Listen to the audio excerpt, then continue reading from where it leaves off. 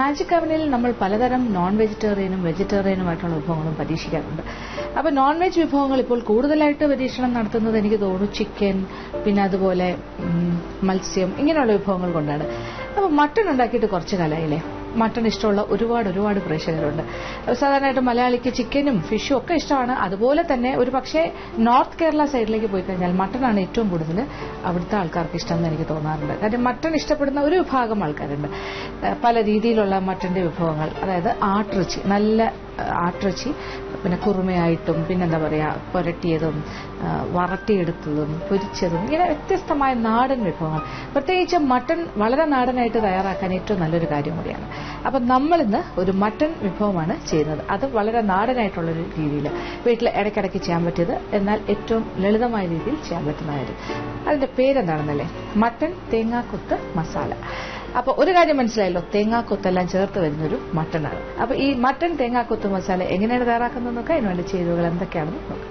Mutton 1/2 kilo കഷ്ണങ്ങളായി മുറിച്ചത്, സവാള 4 വലുത് വലിയ കഷ്ണങ്ങളായി മുറിച്ചത്, തേങ്ങ 1/2 മുറി കഷ്ണങ്ങളായി മുറിച്ചെടുത്തത്, ഇഞ്ചി 1 വലിയ ചതുര കഷ്ണം, വെളുത്തുള്ളി 6 വലിയ അല്ലി, പച്ചമുളക് 8 വലുത്. ഇനി മറ്റു ചേരുവകൾ: മഞ്ഞൾപ്പൊടി 1/2 ടീസ്പൂൺ, ടൊമാറ്റോ 3 ഇടത്തരം ചെറിയ ചതുര കഷ്ണങ്ങളായി മുറിച്ചത്, വറ്റൽമുളക് 6 എണ്ണം, വെളിച്ചെണ്ണ 3 ടേബിൾ സ്പൂൺ, കറിവേപ്പില ആവശ്യത്തിന്, ഉപ്പ് ആവശ്യത്തിന്. അപ്പം നമുക്കിനി മട്ടൺ തേങ്ങാക്കൊത്ത് മസാല തയ്യാറാക്കാം. അപ്പം മട്ടൺ എന്ന് പറഞ്ഞാൽ നല്ല ഇനം ആട്ടിറച്ചി, അതായത് കടാ ആണെങ്കിൽ ഏറ്റവും നല്ലത്. അപ്പോൾ 1/2 കിലോ അത് കഴുകി വൃത്തിയാക്കി എടുക്കുക. ആട്ടിറച്ചി പീസസ് ആക്കി ഒരു കറി പീസ് പോലെ തന്നെ കട്ട് ചെയ്താൽ മതിയാവും. ഇച്ചിരി ഒരു മീഡിയം സൈസിലുള്ള പീസസ് കഷ്ണങ്ങൾ. പിന്നെ ഇതിന്റെ കൂടെ അപ്പോൾ അത് റെഡിയാക്കി വെച്ചേക്കുക ഒരു സൈഡിൽ. ഇനി അരയ്ക്കാനുള്ള കുറച്ച് കാര്യം. അരയ്ക്കുക എന്ന് പറയാൻ പറ്റില്ല, ചതച്ചെടുക്കണം. ഒന്ന് സവാളയാണ്, 4 ഇടത്തരം സവാള, കുറച്ച് വലിയ കഷ്ണങ്ങളായിട്ട് തന്നെ മുറിച്ചത്. അപ്പോൾ ഇതിങ്ങനെ ഒരുപാട് എന്താ പറയുക, ചെറിയ ചതുര കഷ്ണമല്ല, പിന്നെ നീളമുള്ള പീസസ് അല്ല, അങ്ങനെയൊന്നുമല്ല, കുറച്ച് വലിയ പീസസ് ആയിട്ട് തന്നെ മുറിക്കുക. കാര്യം എന്തായാലും നമ്മൾ ചതച്ചെടുക്കാൻ പോവാണ്. രണ്ടാമത് വേണ്ടത് വെളുത്തുള്ളി. വലിയ അല്ലി വെളുത്തുള്ളി ആണെങ്കിൽ ഒരു 6 അല്ലി വെളുത്തുള്ളി, ഈ സൈസ് ആണെങ്കിൽ 6, ഇതിലും ചെറുതാണെങ്കിൽ 7 8 അല്ലി വെളുത്തുള്ളി. ഇങ്ങനെ ഇത്രയും വെളുത്തുള്ളി, 6 വലിയ അല്ലി വെളുത്തുള്ളി എന്നൊരു കണക്ക്. പിന്നെ എന്താ പറയുക, വലിയൊരു കഷ്ണം ഇഞ്ചി, ചതുര കഷ്ണം. അപ്പോൾ ചതുര കഷ്ണം ചെറുതായി പോവുകയാണെങ്കിൽ ഒരു ചെറിയ പീസും കൂടി അറ്റാച്ച് ചെയ്യുക, അതിന്റെ കൂടെ വെക്കുക. അപ്പോൾ ഈ രീതിയിൽ ഇത്രയും ഇഞ്ചി, ഇത്രയും കാര്യങ്ങൾ ഒന്നിച്ചാക്കി ഒന്ന് ചതയ്ക്കണം. ചതച്ചെടുക്കുക എന്ന് പറഞ്ഞാൽ അരയരുത്, ഒരുപാട് അരയേണ്ട ആവശ്യമില്ല. അപ്പോൾ ഈ രീതിയിൽ നമുക്ക് ഈ കാര്യങ്ങൾ 3 കൂടി ചേർത്തൊന്ന് ചതച്ചെടുക്കാം. അത് കഴിഞ്ഞിട്ട് ബാക്കി കാര്യങ്ങൾ ചെയ്യാം. അപ്പൊ നമ്മളുടെ സവാള, ഇഞ്ചി, വെളുത്തുള്ളി 3 കാര്യങ്ങളും കൂടി ചേർത്ത് ഞാനിങ്ങനെ ചതച്ചെടുത്തിരിക്കുകയാണ്. നോക്കൂ, ഇതാണ് അതിന്റെ ഒരു പാകം. കണ്ടില്ലേ, ഇത് അരഞ്ഞിട്ടില്ല, ഒരുപാട് അരഞ്ഞ പേസ്റ്റ് രൂപത്തിലല്ല, ഇങ്ങനെ എന്താ പറയാ, ഒരു തോരൻ മാതിരി ഇങ്ങനെ ചതച്ചെടുത്തിരിക്കുകയാണ്. അതൊരു സൈഡിലേക്ക് വെക്കാം. ഇനി നമ്മൾ കുറച്ച് കാര്യങ്ങൾ. അപ്പൊ 4 സവാളയാണത്, 4 ഇടത്തരം സവാള. ഇനി ഒരു കുക്കറിലേക്ക് കഴുകി വൃത്തിയാക്കി വെച്ചിരിക്കുന്ന ആട്ടിറച്ചിയുടെ കഷ്ണങ്ങൾ, മട്ടൺ പീസസ്.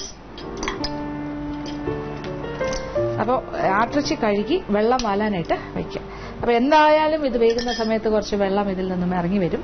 അതുകൊണ്ട് തന്നെ ഇത് വെള്ളം വാലാൻ വെച്ചാൽ അത്രയും വെള്ളം കുറഞ്ഞിരിക്കും. പിന്നെ എന്താ വേണ്ടത്, നമ്മൾ ചതച്ച് വെച്ചിരിക്കുന്ന സവാള, ഇഞ്ചി, വെളുത്തുള്ളി മിശ്രിതം അതിനകത്തേക്ക് ചേർക്കാം.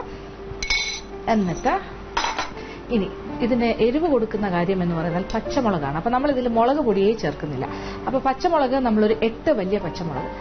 അപ്പൊ ഇത് എരിവ് ഓരോരുത്തരുടെ ഇഷ്ടത്തിനനുസരിച്ച് 8 മുതൽ 10 വരെ ചേർക്കാം. വലിയ എരിവുള്ള മുളകാണെങ്കിൽ ഒരുപാട് വലുതൊന്നും ചേർക്കരുത്, 6 7 പച്ചമുളക് ചേർക്കാം. എന്തായാലും ചരിച്ച് വെട്ടുക, അല്ലെങ്കിൽ രണ്ടായിട്ട് നെടുകെ കീറിയിട്ട് അല്ലെങ്കിൽ നെടുകെ മുറിച്ചിട്ട് കഷ്ണങ്ങളായിട്ട് മുറിക്കുക. ഇത് 8 വലിയ പച്ചമുളക്, അതും ചേർക്കാം. പിന്നെന്താ വേണ്ടത്, പിന്നെ ടൊമാറ്റോ 3 ഇടത്തരം ടൊമാറ്റോ, അത് ഒരുപാട് ചെറിയ പീസസ് ആയിട്ട് മുറിക്കണമെന്നില്ല, ചെറിയ ചതുര കഷ്ണങ്ങൾ. 3 ടൊമാറ്റോ ആണത്. പിന്നെന്താ വേണ്ടത്, പിന്നെ ഒരല്പം മഞ്ഞൾപ്പൊടി, ഒരു 1/2 ടീസ്പൂണോളം, 1/4 മുതൽ 1/2 ടീസ്പൂൺ. ഇച്ചിരി നല്ല യെല്ലോ കളർ വേണമെന്നുണ്ടെങ്കിൽ 1/2 ടീസ്പൂൺ തന്നെ ചേർക്കാം. 1/2 ടീസ്പൂൺ മഞ്ഞൾപ്പൊടിയും പിന്നെ ആവശ്യത്തിന് ഉപ്പ്. ഇത് മട്ടണിൽ പിടിക്കാൻ ആവശ്യമുള്ള ഉപ്പാണ്. പിന്നെ ഈ ഉപ്പ് കുറവാണെന്ന് തോന്നുകയാണെങ്കിൽ നമുക്ക് വേവിച്ചതിന് ശേഷം വേണമെങ്കിലും ചേർക്കാമല്ലോ. അപ്പൊ ഇപ്പോൾ ഇത്രേ ആവശ്യമുള്ളൂ. ഇനി നമ്മളിതൊന്ന് യോജിപ്പിക്കും.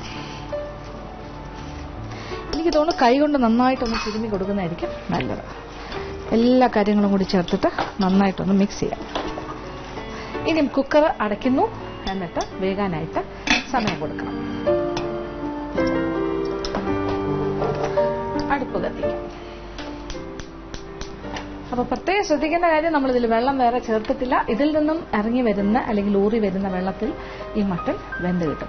അപ്പൊ പാകത്തിന് വെന്ത് കഴിഞ്ഞാൽ കുറച്ച് ചാറ് ചിലപ്പോൾ ഉണ്ടായേക്കാം അതിനകത്ത്. അത് ഇരുന്നോട്ടെ, അതൊരു ഭാഗത്ത്. അതെല്ലാം കൂടി ചേർത്ത് നമ്മൾ പിന്നെ വറ്റിച്ചെടുക്കാനാണ്. എന്തായാലും ഒരു 3-4 വിസിൽ കേൾക്കട്ടെ. അപ്പൊ മട്ടൺ പാകത്തിന് വേകട്ടെ. അങ്ങനെ നമ്മുടെ മട്ടൺ പാകത്തിന് വെന്തിട്ടുണ്ട്. ഞാൻ തീ ഓഫ് ചെയ്തു. അത് കഴിഞ്ഞിട്ട് അല്പസമയം വെയിറ്റ് ചെയ്തു. ഇനി നമുക്കൊന്ന് തുറന്നു നോക്കാം. പാകത്തിന് വെന്തിട്ടുണ്ടാകും എന്തായാലും 4 വിസിൽ കേട്ട് കഴിഞ്ഞു. ആദ്യത്തെ 2 വിസിൽ നല്ല ഫ്ലെയിമിലും, അത് കഴിഞ്ഞിട്ട് ചെറിയ ഫ്ലെയിമിലും.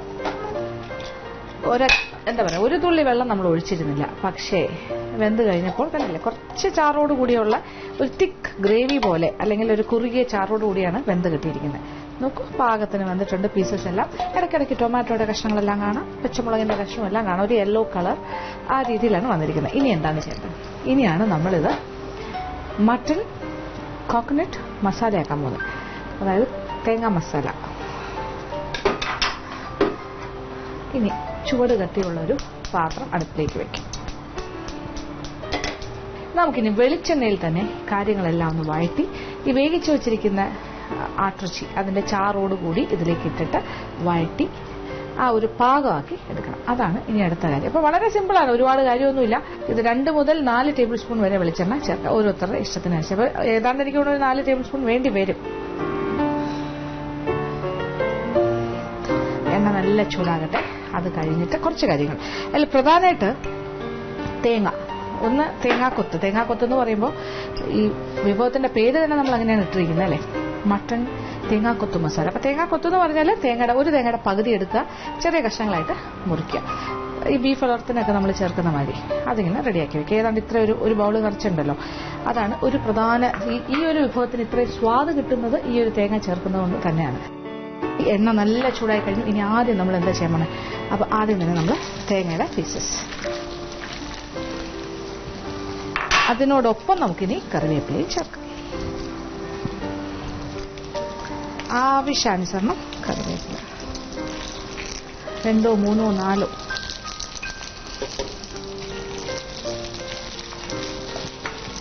എന്നിട്ട് ഇളക്കി കൊടുക്കുക. ഇനി ഇതിന്റെ കൂടെ തന്നെ നമ്മൾ ഈ കഷ്ണങ്ങളാക്കി വെച്ചിരിക്കുന്ന വറ്റൽമുളകും ചേർക്കുക. അതിന്റെ തരിയോടുകൂടി ചേർക്കുക.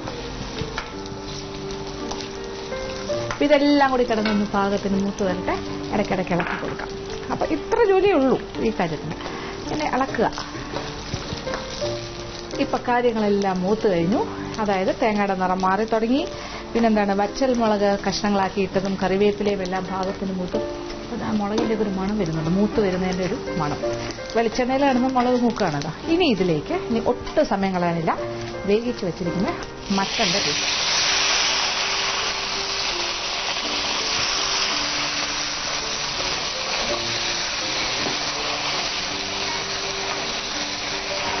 അതിന്റെ ചാറോടുകൂടി തന്നെയാണ് നമ്മൾ ചേർക്കുന്നത്. ശരിക്കും പറഞ്ഞാൽ ഈ മട്ടന്റെ കൂടെ വരുന്ന ചാറ് അല്ലെങ്കിൽ അതിന്റെ ഒരു ഗ്രേവി അല്ലെങ്കിൽ അതിന്റെ മസാല എന്ന് പറഞ്ഞാൽ പച്ച മസാലയാണ്. കാര്യം നമ്മളൊന്നും വഴറ്റിയിട്ടില്ലല്ലോ, പച്ചയ്ക്ക് അരച്ച് എല്ലാം കൂടി മിക്സ് ചെയ്ത് വെക്കുകയായിരുന്നു. അതുകൊണ്ട് തന്നെ ഇനിയുള്ള ഒരു വഴറ്റൽ വളരെ പ്രധാനമാണ്. അപ്പൊ ഇത് വളരെ പ്രധാനപ്പെട്ട ഒരു കാര്യമാണ്, ഇനിയുള്ള വഴറ്റൽ. ഈ വഴറ്റലാണ് നമ്മളുടെ ഈ മട്ടൺ തേങ്ങാക്കൊത്ത് മസാലയെ കൂടുതൽ സ്വാദിഷ്ടമാക്കുന്നത്. ഇനി ഒരല്പം സമയം കൊടുക്കാം. കാര്യം ഇതിൽ കുറച്ച് വെള്ളമുണ്ട്, അതെല്ലാം ഒന്ന് വറ്റണം. വറ്റി ഇതെല്ലാം ഒന്ന് കുഴഞ്ഞ് പാത്രത്തിൽ നിന്നും വിട്ടു വരുന്ന ഒരു പാകം. പിന്നെ എത്രത്തോളം മൂപ്പിക്കണം എന്നുള്ളത് ഓരോരുത്തരുടെ ഇഷ്ടമാണ്, അതനുസരിച്ചിട്ട് മൂപ്പിക്കുകയും ചെയ്യാം. അപ്പൊ ഇടയ്ക്കിടയ്ക്ക് ഇളക്കി കൊടുക്കാം. പിന്നെ ഉപ്പെല്ലാം പാകത്തിനുണ്ടോ നോക്കുക, ഇല്ലെങ്കിൽ ഈ ഒരു സ്റ്റേജിൽ വേണമെങ്കിലും ചേർത്ത് കൊടുക്കാം. ഇനിയിപ്പോൾ കണ്ടിന്യൂസ് ആയിട്ട് ഇളക്കേണ്ട ആവശ്യമില്ല, കൈയെടുക്കാണ്ട് ഇളക്കണ്ട, വെയിറ്റ് ചെയ്യുക. ഇതിങ്ങനെ വെള്ളം വറ്റുന്നതിനനുസരിച്ച് ഇളക്കി മറിച്ചിട്ട് കൊടുക്കുക. പിന്നെയും വീണ്ടും ഇളക്കുക. ഒരു എത്ര മൂപ്പ് ആവശ്യമുണ്ട് അതനുസരിച്ച്. അപ്പോൾ എന്തായാലും ഒന്ന് വെള്ളമൊക്കെ വറ്റട്ടെ. അപ്പോൾ നമ്മുടെ മട്ടൺ ഇങ്ങനെ ശരിയായിക്കൊണ്ടിരിക്കുവാണ്. ഞാൻ ഇടയ്ക്കിടയ്ക്ക് ഇളക്കി കൊടുക്കുന്നുണ്ടായിരുന്നു. ഇപ്പോൾ കണ്ടില്ലേ, കളറെല്ലാം കുറച്ച് മാറി, അതിൻ്റെ വെള്ളം എല്ലാം വറ്റി പാകത്തിന് മൂത്തിട്ടുണ്ട്. നല്ല മണമാണ്. എത്ര മണം എന്ന് വെച്ചാൽ എനിക്ക് പറയാനറിയില്ല. ഈ റൂം മുഴുവൻ മണക്കാണ്. ഈ അടുക്കള മുഴുവൻ മണക്കുന്നൊരു വ്യത്യസ്തമായൊരു ആ വെളിച്ചെണ്ണയിൽ ഇങ്ങനെ എല്ലാ കാര്യങ്ങളും കൂടി കിടന്ന് വഴണ്ട് വരുമ്പോൾ. പക്ഷേ ഇതിലൊരു കാര്യം പ്രത്യേകം ശ്രദ്ധിക്കേണ്ടത്, നമ്മൾ ഗരം മസാല എന്ന് പറയുന്നൊരു കാര്യം ചേർത്തിട്ടില്ല, മുളക് പൊടി ചേർത്തിട്ടില്ല, അങ്ങനെ കുറേ കാര്യങ്ങളുണ്ട്, മല്ലിപ്പൊടി, അങ്ങനത്തെ ഒരു കാര്യങ്ങളുമില്ല. വളരെ കുറച്ച് മസാലകൾ കൊണ്ട് വളരെ സ്വാദിഷ്ടമായ നല്ല മണം തരുന്ന ഒരു കാര്യമാണ് ഇപ്പോൾ ഉണ്ടായിക്കൊണ്ടിരിക്കുന്നത്. അപ്പോൾ റെഡിയാണ്. അപ്പോൾ ഇത്രയും മൂത്താൽ പോരെ, ശരിക്കും പാകത്തിന് മൂത്തിട്ടുണ്ട്, ഒരു ലൈറ്റ് ബ്രൗൺ കളർ ആയി കഴിഞ്ഞു. ഇനി തീ ഓഫ് ചെയ്യാം. ഇതിൽ കൂടുതൽ മൂക്കേണ്ട ആവശ്യമില്ല. ഇനി നമ്മൾ വിളമ്പുന്നൊരു പാത്രത്തിലേക്ക് മാറ്റും.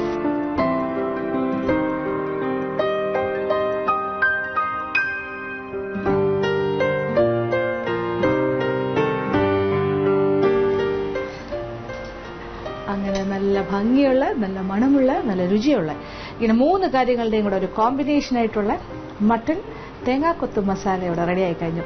വളരെ സിമ്പിൾ, ഉണ്ടാക്കാൻ വളരെ എളുപ്പം, പക്ഷേ സ്വാദിന്റെ കാര്യത്തിൽ ഒട്ടും പിന്നിലല്ല. ഇത് എന്തിന്റെ കൂടെ കഴിക്കാമെന്ന് വെച്ചാൽ നല്ല ചോറിന്റെ കൂടെ കഴിക്കാം, ചപ്പാത്തി, ആപ്പം, പത്തിരി, അങ്ങനെ ഇഷ്ടമുള്ള എന്തിന്റെ കൂടെയും, ബ്രെഡിന്റെ കൂടെ വേണമെങ്കിലും കഴിക്കാം. അപ്പോൾ സ്വാദോടുകൂടി തന്നെ ഇത് കഴിക്കാൻ സാധിക്കുന്ന കാര്യം, ഉണ്ടാക്കാൻ ഏതൊരു വീട്ടമ്മയ്ക്കും എളുപ്പമുള്ള കാര്യം. തീർച്ചയായിട്ടും പരീക്ഷിക്കുക, എല്ലാവർക്കും ഇഷ്ടം.